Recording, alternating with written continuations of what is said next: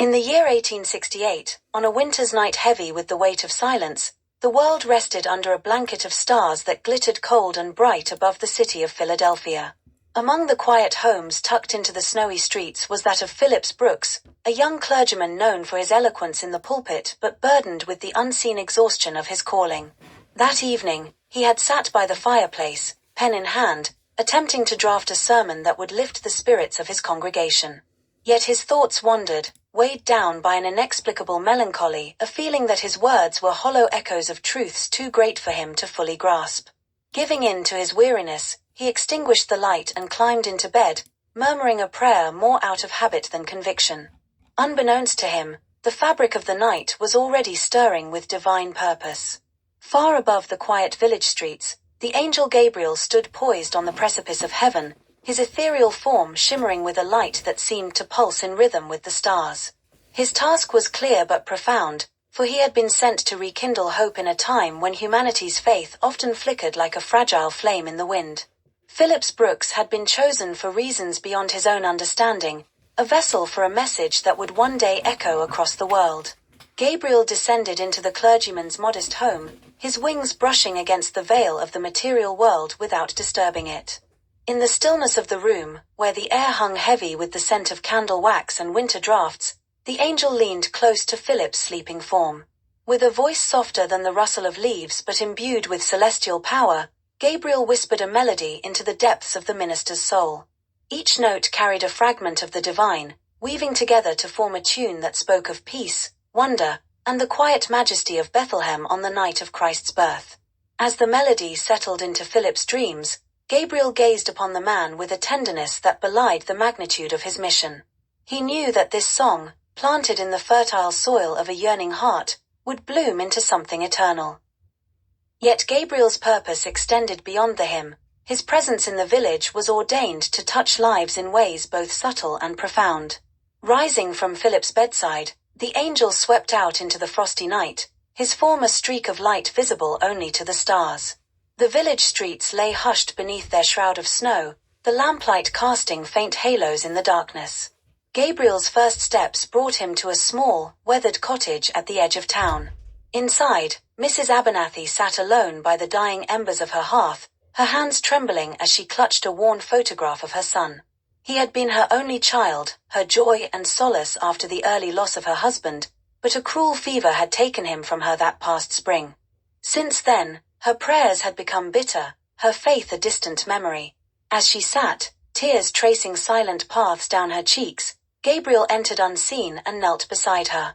His presence filled the room with a warmth that softened the cold shadows clinging to its corners.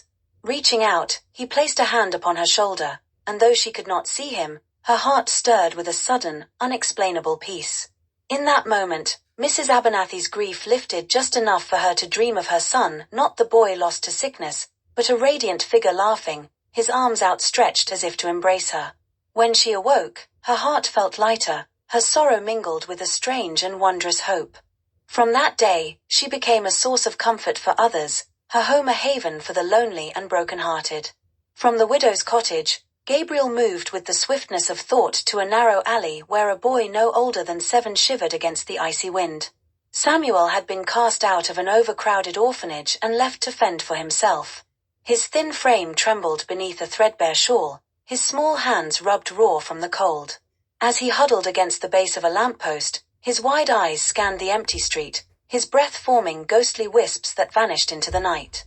Gabriel knelt beside the boy, his radiant wings folding around the child in an unseen embrace.